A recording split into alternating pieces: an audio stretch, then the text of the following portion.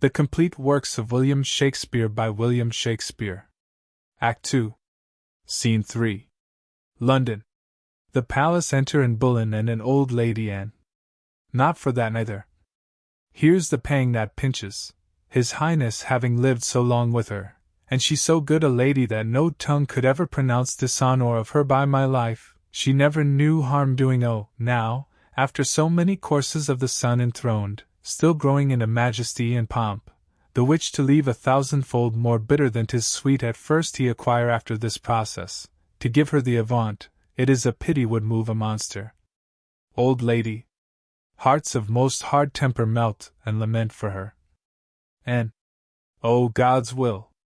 Much better she ne'er had known pomp, though be temporal, yet, if that quarrel, fortune, do divorce it from the bearer, 'tis a sufferance panging as soul and body's severing. Old lady. Alas, poor lady! She's a stranger now again. And so much the more must pity drop upon her. Verily, I swear 'tis better to be lowly born and range with humble livers and content than to be pricked up in a glistering grief and wear a golden sorrow. Old lady. Our content is our best having. And, by my troth and maidenhead, I would not be a queen. Old lady. Beshrew me, I would, and venture maidenhead for tea, and so would you, for all the spice of your hypocrisy. You that have so fair parts of woman on you have too a woman's heart, which ever yet affected eminence, wealth, sovereignty, which, to say sooth, are blessings, and which gifts, saving your mincing, the capacity of your soft cheverel conscience would receive if you might please to stretch it. And, nay, good troth. Old lady. Yes, troth and troth.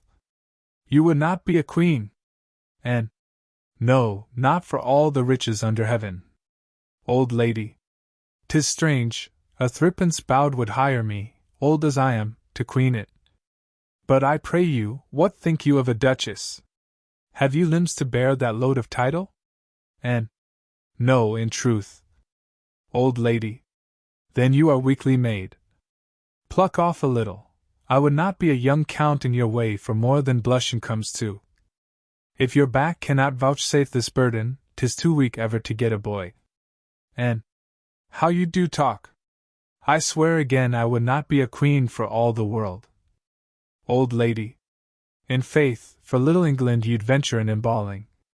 I myself would for Carnarvonshire, although there long no more to th crown but that. Lo, who comes here? Enter the Lord Chamberlain. Good morrow, ladies.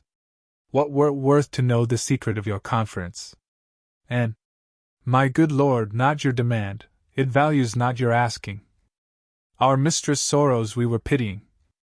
Chamberlain. It was a gentle business, and becoming the action of good women, there is hope all will be well. And, now I pray God, amen. Chamberlain. You bear a gentle mind, and heaven a wide blessings follow such creatures.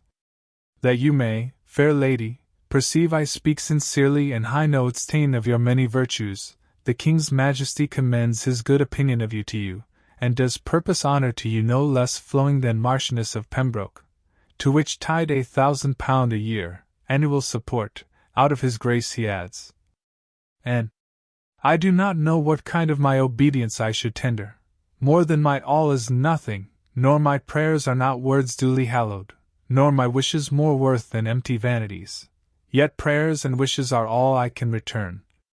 Beseech your lordship, vouchsafe to speak my thanks and my obedience, as from a blushing handmaid, to his highness, whose health and royalty I pray for. Chamberlain. Lady, I shall not fail to approve the fair conceit the king hath of you. Aside, I have perused her well, beauty and honor in her are so mingled that they have caught the king. And who knows yet but from this lady may proceed a gem to lighten all this isle. I'll to the king and say I spoke with you. And, my honored lord. Exit Lord Chamberlain oiled lady. Why, this it is, see. I have been begging 16 years in court am yet a courtier beggarly nor could come pat betwixt too early and too late for any suit of pounds. And you, O fate!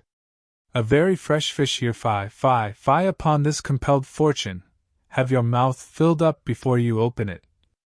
And this is strange to me. Old lady, how tastes it? Is it bitter? 40 pence, no. There was a lady once, 'tis an old story, that would not be a queen, that would she not, for all the mud in Egypt. Have you heard it? And come, you are pleasant, old lady. With your theme I could o'ermount the lark. The Marchioness of Pembroke. £1,000 a year for pure respect. No other obligation. By my life, that promises mo thousands. Honor's train is longer than his foreskirt. By this time I know your back will bear a duchess.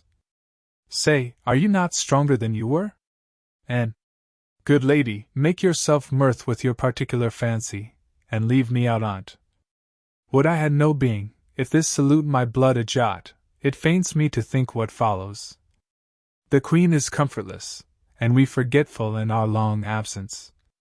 Pray, do not deliver what here why have heard to her. Old lady. What do you think me? Excellent.